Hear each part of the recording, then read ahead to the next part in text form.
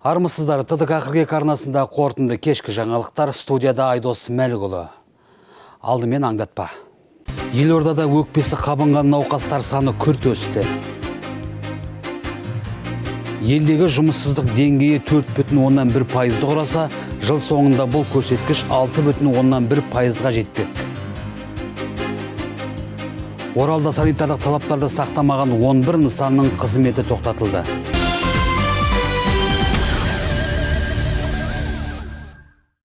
Елордада өкпесі қабынған науқастар саны күрт өсті. Бұл жайында Нұр-Сұлтан қаласының қоғамдық денсаулық сақтау басқармасының басшысы Сәуле Қисықова хабарлады. Елордада күн сайын коронавирус жұқтырған 150 оқиға тіркелуде. Науқастардың 50%-ында аурудың белгілері жоқ. Нұр-Сұлтан қаласында өкпесі қабынғандар саны күніне 600 адамға жетті.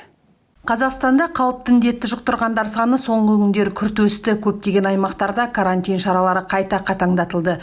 Тәулігіне бірнеше адам коронавирустан көз жұмып жатыр. Осылайша карантин шаралары жеңілдетілісімен қауіпті індетті жұқтырғандар бірден өсіп кетті. Ал шенеуніктер болса вирустың таралу барысын бақылауда ұстап отырмыз дейді. Бүгінгі күні ауруханада пациенттің 126-ның жағдайы тұрақты. 50 науқас немесе 40% өкпе жасанду желдету аппаратына қосылған.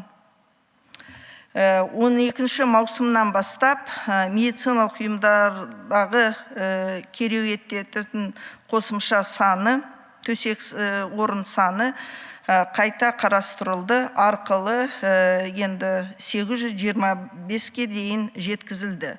Сонымен төсек орны 53%-ға дейін ұлғайтылды. Алайда басқа аймақтарда айтпағанда елорданың өзінде коронавирустың барын анықтайтын ПТР тест тапшы болып отыр. Науқастар санының күрт артуынан медициналық мекемелер мен лабораториялар тест нәтижесін уақытында тапсыра алмай жатыр. Ел астанасында науқастар саны 3 есеге артты.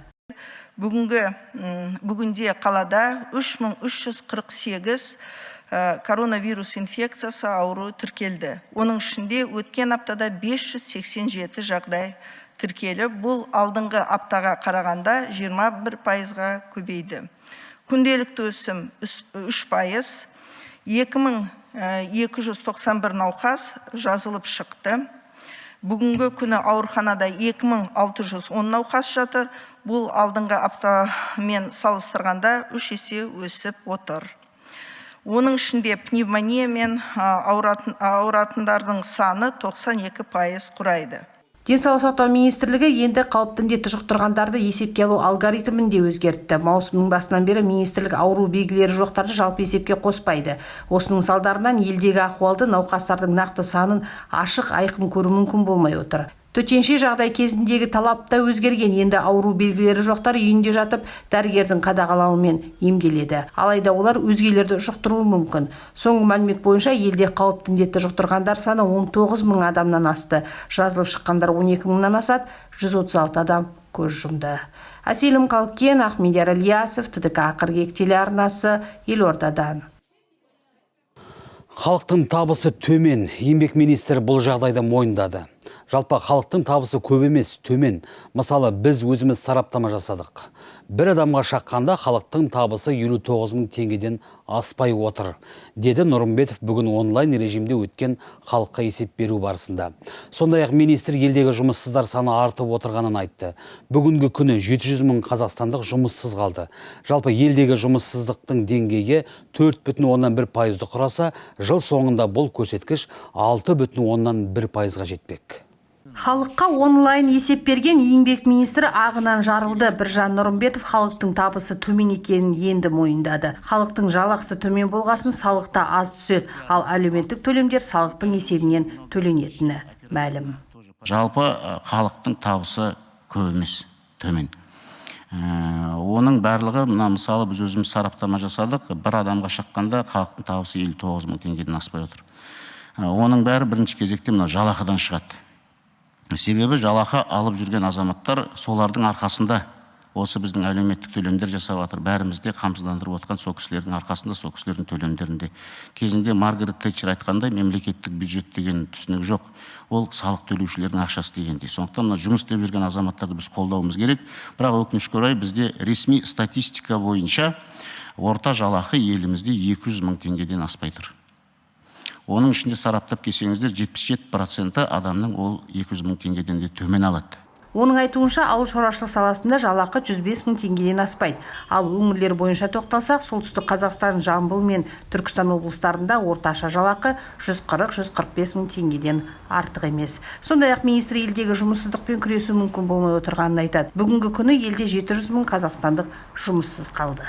В апреле месяце без работы, без доходов. Сәуір айында 4 миллион 200 мың адам жұмыссыз, табыссыз қалды. Бірінші тоқсанда жұмыссыздар саны 442 мың адамды құрады. Біздің бағалауымызша, бүгінгі күні жұмыссыз табысынан айырылғандар саны 700 мың адамды құрап отыр. Жалпы Қазақстандағы жұмыссыздардың деңгейі 4,1%-ді құраса, жыл соңында бұл көрсеткіш 6,1%-ға жетпек. Әселім Қалкен, Ахмедияр Алиясов, ТДК 42 телеарнасы, Елордадан. Орал қаласында төтеншеліктер лифтіге тұрып қалған 4 адамды құтқарып қалған. Оқиға 21 маусым күні болған. Құтқарушылар адамдар дін аман, денсаулықтарына зиян келген жоқ деп мәлімдеп отыр. Құтқарылған 4 адам да Жаңаорда шағын ауданының тұрғындары. Жалпы қалалықтар соның ішінде көп қабатты үйдің тұрғындары жиі кездесетін проблема лифттердің істен шығуы. Соның кесірінен қанша жан ажал құшқаны есімізде. Орал қаласындағы жедел сатылардың жағдайы туралы арна тілшісі баяндайды. Көп қабатты үйлердің жиі кездесетін қиындығы жедел сатының істен шығуы. Әсіресе жоғарғы қабатта тұратындар күндіз түні лифтінің амандығын тілейді десек артық болмас. Жалпы Батыс Қазақстан облысы бойынша 607 жедел саты бар. Оның ішінде Орал қаласының өзінде 430 жедел саты бар. Жедел сатылардың жағдайы жақсы десек артық айтқанымыз болар. Себебі Орал қаласындағы 167 жедел саты күрделі жөндеуді қажет етеді. Бүгінге дейін Нұрлы жер бағдарламасы арқылы тек 18 жедел сатыға күрделі жөндеу жүргізілген. Ондай жоспарлар биыл да жалғасады деді қалалық әкімдік мамандары. Биылғы жоспарланған жоспар бойынша 17 модернизация Нұрлы жер 20-25 бағдарлама бойынша 17 объект жоспарланған, соның 14-і жедел сатыны күрделі жөндеу болып табылады.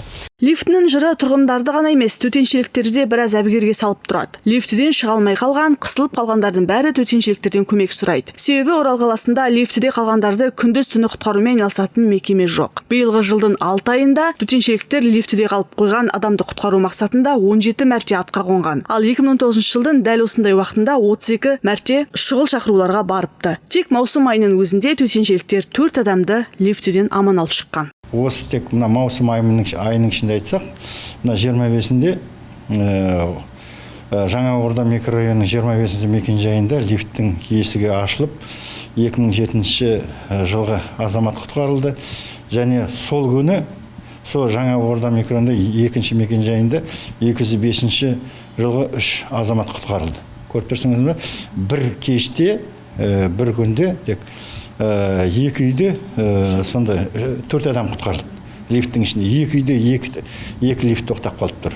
Орал қаласында лифті шаруашылығы саласында 7 компания бар деседі. Бірақ олар дәл төтеншеліктерде күндіз түні тұрып қалған, істен шыққан лифтлерден адам құтқарумен айналыспайды. Сондықтан да Батыс Қазақстан облысы төтенше жағдайлар департаментінің өкілдері құтқарушылар тобын жедел сатыдан адам құтқару курсынан өткізген. Ал Орал қалалық әкімдігі биыл Нұрлы жер бағдарламасы аясында 14 жедел сатыны күрделі жөндеуден өткізуді жоспарлап қойған. Жанат Көшкінбай, Мируат Жапаров, Александр Грабарев, ТДК 42 телеарнасы. Оралдағы бір қатар дәріханаларда ыстықты түсіретін парацетамол жоқ. Сонымен қатар, соңғы уақытта дәріханаларда кісі кезегі көбейген. Бұған қоса медициналық қызу өлшегіш құралдарға да сұраныс зор екені белгілі болды.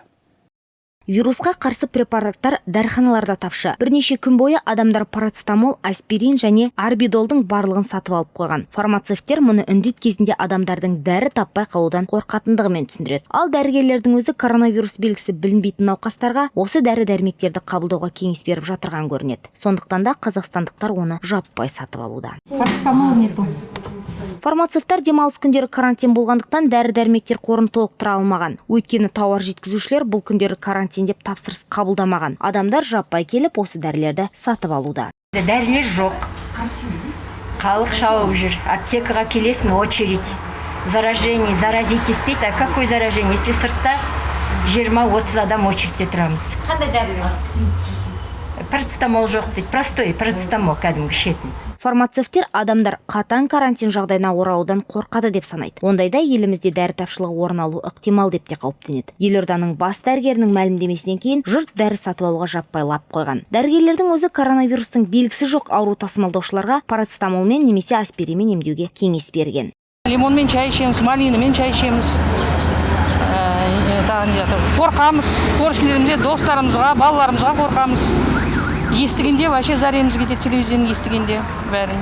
Бірақ соблюдать етесіздер. Соблюдаем обязательно, да. Айта кету қажет, облыста әзірге дәрі тапшылығы сезілмейді. Ал демалыс күндері дәріханалар жұмысы тоқтатылмақ емес. Айнұр Төлеуғалиқызы, Болат Шағыпар, Асылбек Абекенов, ТДК 42 телеарнасы. Оралда санитарлық талаптарды сақтамаған 11 нысанның қызметі тоқтатылды. Бұл жөнінде Батыс Қазақстан облысы тауарлар мен көрсетілетін қызметтердің сапасы мен қауіпсіздігін бақылау департаментінің мамандары мәлімдеді. Індетпен күрес кезінде қаладағы сауда және басқа қызмет ету орындарының Қазақстан Республикасы бас мемлекеттік санитарлық дәрігері қаулысының талаптарын бұзған анықталды. Сонымен бірге бүгін тағы 10 нысанның қызметін тоқтату жөнінде ұсыныс шықты. Мұның дені дүкендер. Атап айтқанда Ықсанов көшесінде фруктовый сад, Маметова көшесінде Чаплин, Альдира мен жарық шамдары дүкені, Назарбаев даңғылында Рахат асханасы, Әбілқайыр хан даңғылында Гирос тез тамақтану кафесі. Астана шағын ауданында барбершоп Блайт, Гагарин көшесінде Керуен, Мир двери, Нұрпейісова көшесінде Мир обуви дүкендері уақытша жабылды. Атап айтқанда, құрылысшы шағын ауданындағы Солнышко продукты, Гагарин көшесінде Радуга, Евразия даңғылындағы овощи фрукты, мини-маркет азық түлік дүкені, Қонаев шағын ауданындағы гүл дүкені, Нұрпейісова көшесіндегі ателье мен Руслана шаштаразы, Әбілқайырхан көшесіндегі Дина шаштаразы, Евразия даңғылындағы Достар кафесі және Назарбаев даңғылында орналасқан Сабина сән салонында бұзушылықтар анықталды. Бұл жерде айтатын көпшілік жаңағы бұзушылықтар сандеж режимдің соның бұзулары. Маска мен перчатка жетпейді, жаңағы антисептик санитайзерлар жоқ, проветривание жүргізілмейді. Сосын және де жаңағы азық-түлік дүкендерінде фасованный дейміз ғой. Сондай жаңағы анықталған, сондай жаңағы бес фасовки заттар, тамақтар сатылған анықталған. Бұдан басқа тұрғындардан Аяжан сауда үйі, Алтын алма және Михаил базарларында санитарлық талаптардың сақталмайтын туралы шағым түсіп, соның негізінде тексерулер жүргізілген. Нәтижесінде ереже бұзушылықтар анықталып, іс сотқа жіберілген. Оған қоса Орал қаласы тауарлар мен көрсетілетін қызметтердің сапасы мен қауіпсіздігін бақылау басқармасы жеке тұлғаларға қатысты Қазақстан Республикасының әкімшілік құқық бұзушылық туралы кодексі 462 бабы 3 бөлігіне сәйкес 30 хаттама толтырыпты. Материалдар Орал қаласы мамандандырылған әкімшілік сотына жолданған. Убытки терпит колоссальный уже предприниматель. Я сам являюсь предпринимателем. Сенбі жексенбі карантин болғанына қарсымын. Себебі бұл күні тұрғындар қажеттіліктерін өтеу үшін сауда нысандарына шығады. Ал халық болмаған соң бізде жұмыс жүрмейді. Сол себепті бұл мәселенің шешімі емес. Оның үстіне ашық базарларда қауіп жоқ. Батыс Қазақстан облысында соңғы тәулікте коронавирус инфекциясының ауру белгілерімен 46 адам тіркелді. 24 маусымдағы эпидемиологиялық жағдай бойынша облыста коронавирус инфекциясымен жалпы 1267 адам тіркелген. Оның ішінде 835-і індеттен жазылып шықты. Айнұр Төлеуғалиқызы, Болат Шағыпар, Асылбек Абекенов, ТДК 42 телеарнасы. Батыс Қазақстан облысында 27-28 маусым күндері өтетін ұлттық бірыңғай тестілеуге түлектерді көлікпен тасымалдау қызметі ұйымдастырылады. Бұл туралы Батыс Қазақстан облысының білім беру басқармасының баспасөз қызметі баяндады. Жалпы биыл ұлттық бірыңғай тестілеу 9 пунктте өтіп жатыр. Тестілеуге қатысуға 5062 түлек өтініш берді. Биылғы ұбт қалай өтуде? Тестілеу кезінде қандай жағдайлар кездесті? Қанша түлек тестілеуден шеттетілді? Биылғы жаңашылдық жайында тілшіміз Мейірман Нұрманұлы айтады. Биылғы ұлттық бірыңғай тестілеу 9 пунктте өтіп жатыр. Өңір бойынша 5062 жас бірыңғай тестілеуге қатысуға өтініш тастаған. Соңғы 3 күн ішінде ұлттық бірыңғай тестілеуге тапсыруға 1597 түлек ниет білдірсе, оның 97%, яғни 1552 түлек тестілеуге қатысқан. Ал 16 түлек өз еркімен тест тапсырудан бас тартты. Биылғы жылы ұлттық бірыңғай тестілеу қатаң тәртіпте өтуде. Барлық кабинеттер бақылау камерасымен жабдықталған. Десе де тыйым салынған заттарды кіргізбек болған оқушыларды кездесіпті. Енді олардың нәтижелері жойылады. 4 күннің қорытындысы бойынша облыс бойынша 14 түлек тыйым салған заттарды алып кетуге тырысқаны үшін тестілеуге жіберілмеді.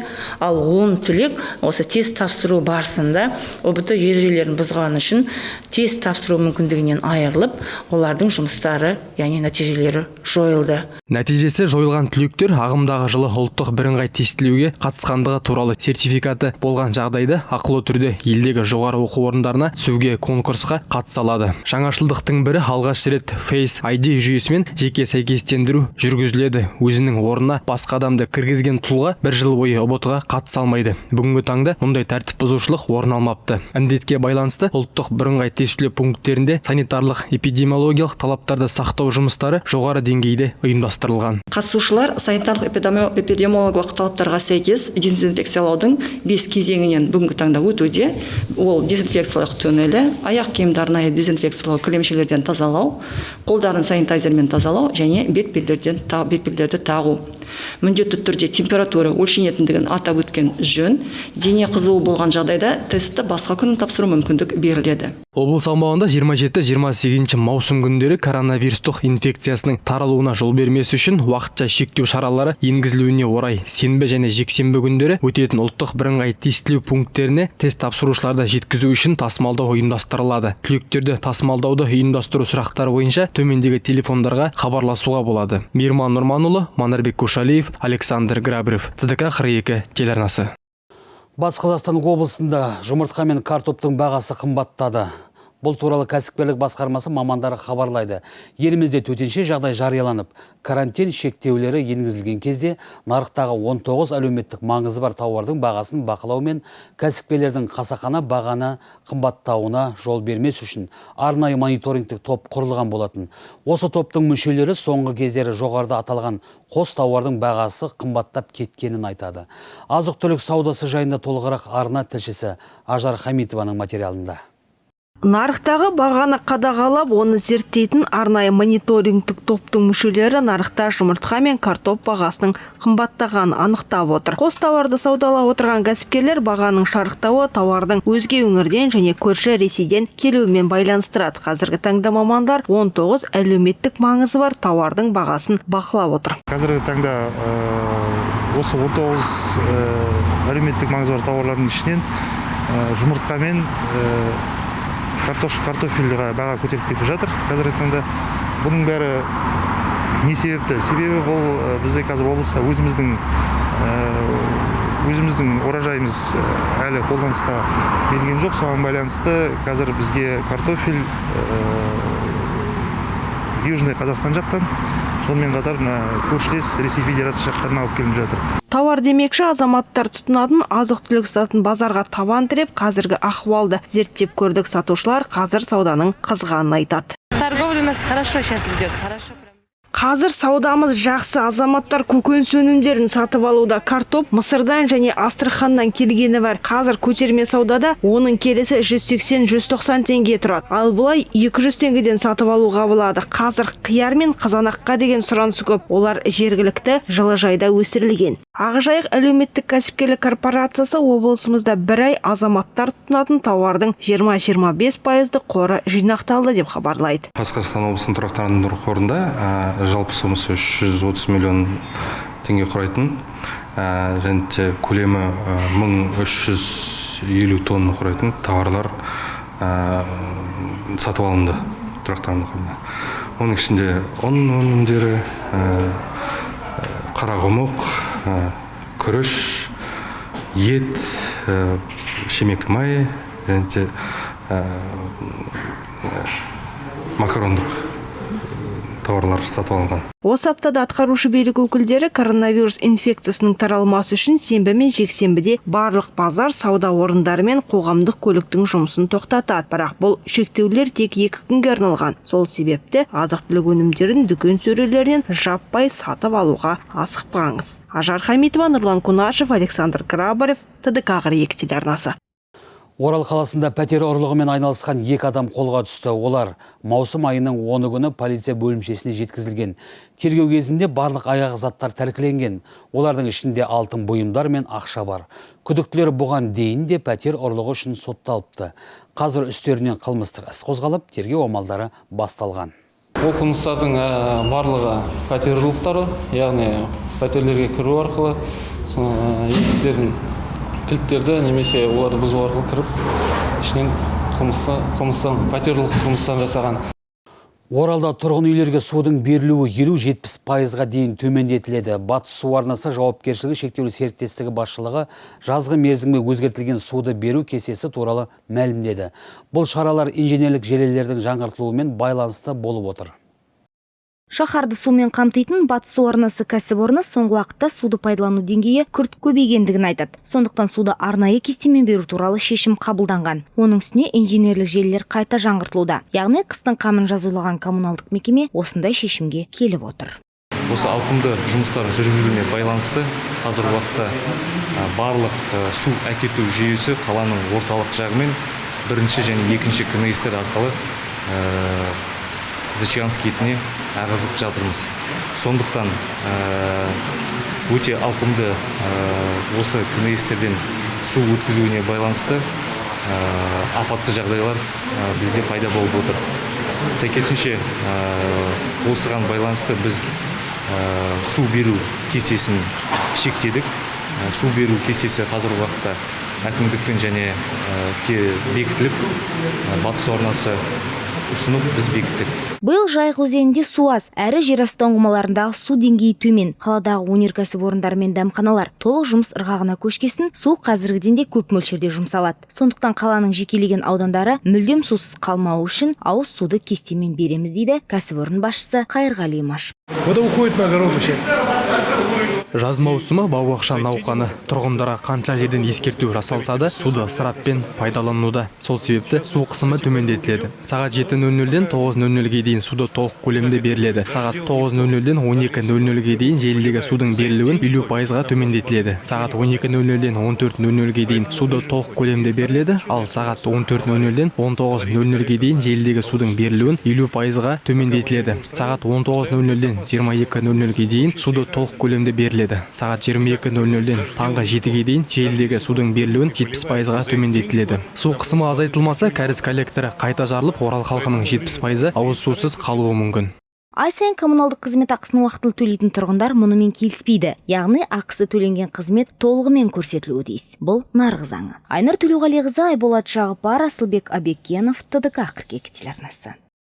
Облыста өз кәсібіне ден қойып жұмыс орындарын ашқандар саны артқан. Әлемді жайлаған пандемияға қарамастан өткен жылдың осы кезеңімен салыстырғанда шағын және орта бизнестің үлесі 2%-ға артып, 100-ден аса жұмыс орны ашылып, 2 қолға 1 күрек тауыпты. Кәсіпкерлікті қолдауға арналған мемлекеттік бағдарламалар нәтижесін берген. Мәселен, 2020 жылы бизнестің жол картасы 2020 мемлекеттік бағдарламасын іске асыруға жалпы сипаттағы трансферттерден 1,8 миллиард теңге бөлінсе, оның ішінде кредиттер бойынша пайыздық мөлшерлемені субсидиялау 1532,4 миллион теңге болған. Нәтижелі жұмыспен қамтуды және жаппай кәсіпкерлікті дамытудың 2017-2021 жылдарға арналған еңбек бағдарламасының екінші бағыты шеңберінде 2017-2019 жылдар аралығында қалалық және ауылдық жерлерде бизнесті ашу және кеңейту үшін жалпы сомасы 11,9 миллиард теңгеге 2773 тұлғаға шағын несие берілген. Әлемді жайлаған пандемиямен күресу аясында 12 мың кәсіпорын салықтан босатылып, олар 6 миллиард теңге үнемдеген. Қазіргі таңда 1000-ға жуық жоба, жалпы сомасы 135 миллиард теңгеге қолдау алды. Сонымен қатар жетіспейтін инфрақұрылым 57 объектке тартылды, жалпы сомасы 3 миллиард теңгеге. Бүгінге келіп түскен ақпараттар легі осындай. Жаңалықтарымызды әлеуметтік желіден tdk42.kz сайтынан қарай аласыздар. Бар жаңалықты біліп қайтатын, ақиқатын ашып айтатын tdk42 телеарнасы әр шаңырақта қосулы болсын ағайын. Эфирде жүздескенше. Жүргізушілерге киім ұсынған Купер бутигі.